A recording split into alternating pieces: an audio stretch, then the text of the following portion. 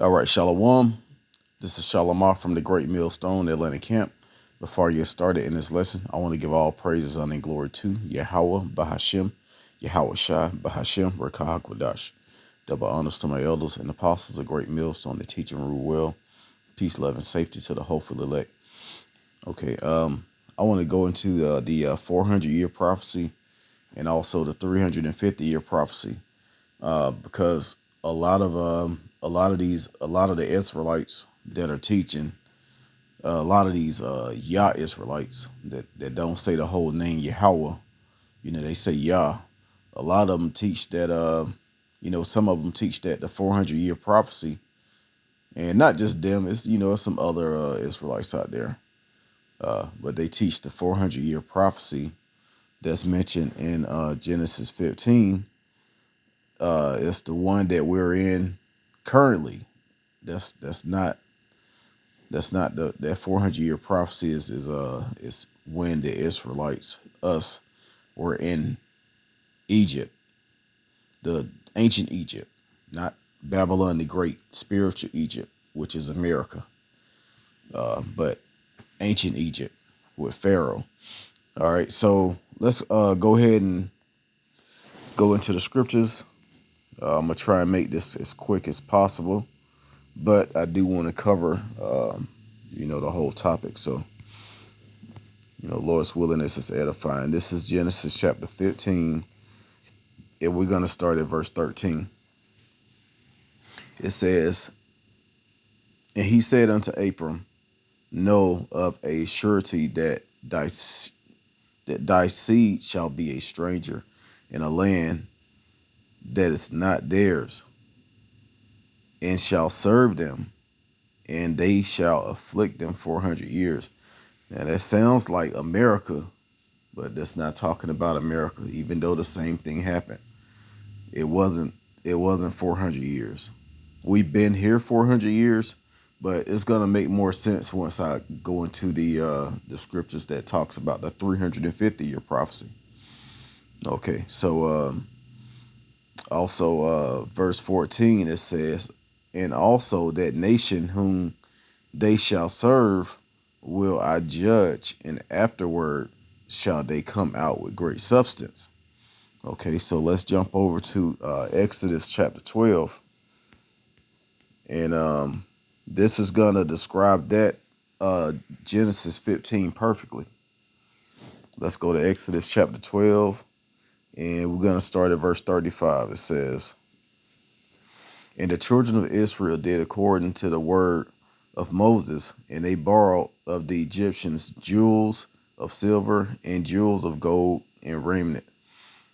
Verse 36, "And the Lord gave the people favor in the sight of the Egyptians, so that they lent unto them such things as they required, and they spoiled the Egyptians." Yeah, because Israel took a lot of Jews from Egypt when they during the Exodus time, and the whole story about the golden calf. That came from the a lot of the gold and the jewels and stuff that they took from the Egyptians. So that's the great substance that is talked about in Genesis 15. Let's go back to it.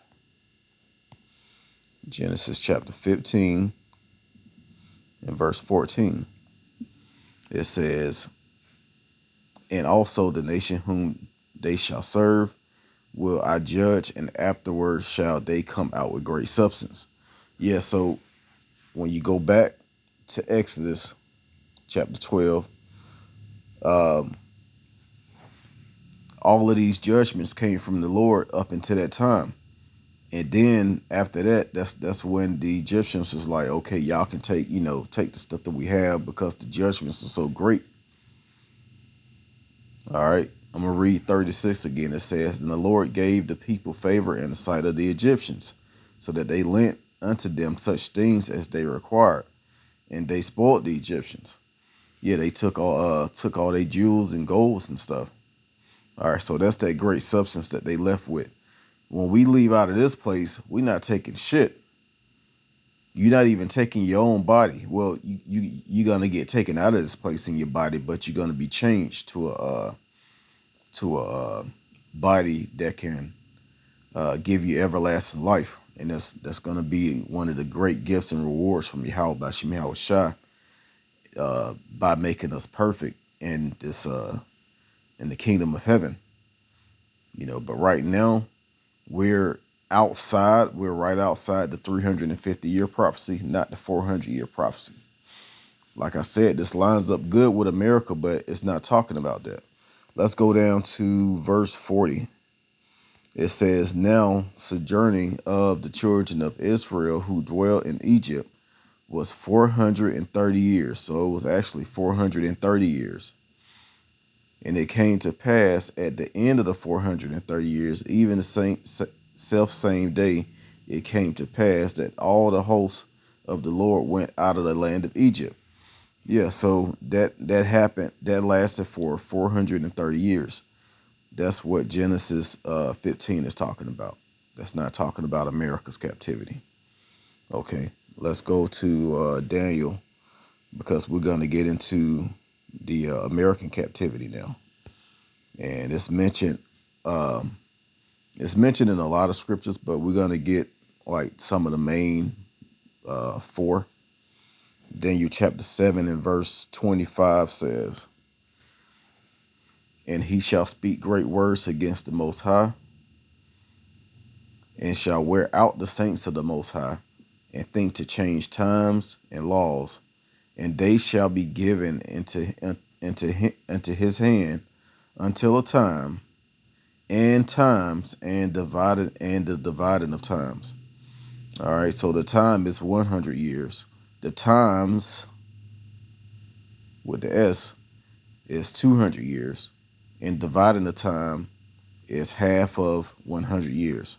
So that's 100 plus 200 plus 50. That's 350 years.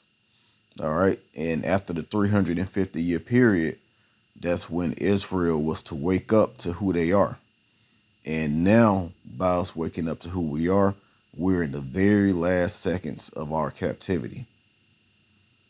All right. And also, at the end of that 350-year period, Salakia, that's when Abba Bivens came on the scene in 1969 and came with the truth. And if you think about it, that's when Jake started around that time. That was during a lot of the big civil rights movements in the 60s. This was like right after that. Of course,